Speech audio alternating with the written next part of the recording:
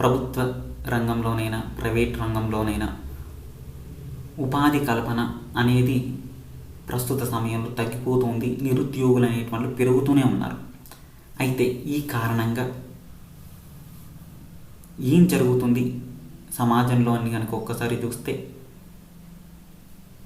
ప్రధానమైనటువంటి సమస్య డబ్బు చేతిలో లేనటువంటి వాళ్ళు ఏ పని చెయ్యలేరు.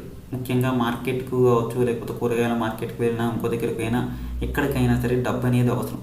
వాళ్ళు నిరుద్యోగం కాబట్టి వాళ్ళకి ఎవరు డబ్బు సంపాదించుకోలేని స్థితిలో ఉన్నారు కాబట్టి వాళ్ళు అవేవి కొనుక్కోలేరు, తినలేరు, ఉండలేరు. అంటే బ్రతకడానికి కూడా అనేక అవస్థలు ఎల్లదీయాల్సి వస్తుంది. అయితే ప్రస్తుత సమయంలో ఇండస్ట్రీస్ పెట్టి లాభాల్లో వచ్చి స్థితి ప్రైవేట్ సెక్టార్లో అయినా గవర్నమెంట్ సెక్టార్లో అయినా ఉందా అని అంటే అత్యంత కష్టమైన పరిస్థితుల్లో ఉన్నాయి. ఎందుకు ఈ మాట అనాల్సి వస్తుంది అని అంటే, పెట్టుబడి అనేది ఎవరు ఊరికే రారు. లాభాలు వస్తాయి అనుకుంటేనే పెట్టుబడి పెడతారు. ఎవరు తెలిసి నష్టపోతామని తెలిసి ఆ రంగంలో ఇన్వెస్ట్ చెయ్యరు. ఇది మూల సూత్రంగా ఉంటుంది పెట్టుబడి పెట్టేటువంటి వారు.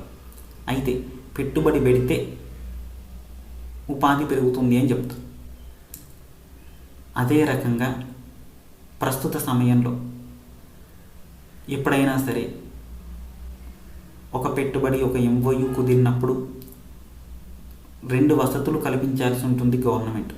ఒకటి ట్యాక్స్లో రాయితీ, రెండవది స్థలం ఇచ్చి అక్కడ సంస్థ పెట్టమని చెప్తారు.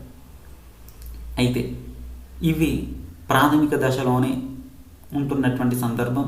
అయితే ఒక కంపెనీ పూర్తి స్థాయిలో ఎస్టాబ్లిష్ అవ్వాలంటే మినిమం 4 నుంచి 5 సంవత్సరాలు పడుతుంది.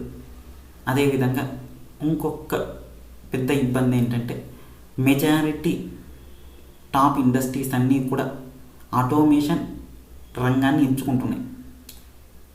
ఈ కారణం చేత ఉద్యోగ కల్పన అనేటువంటి తగ్గిపోతుంది.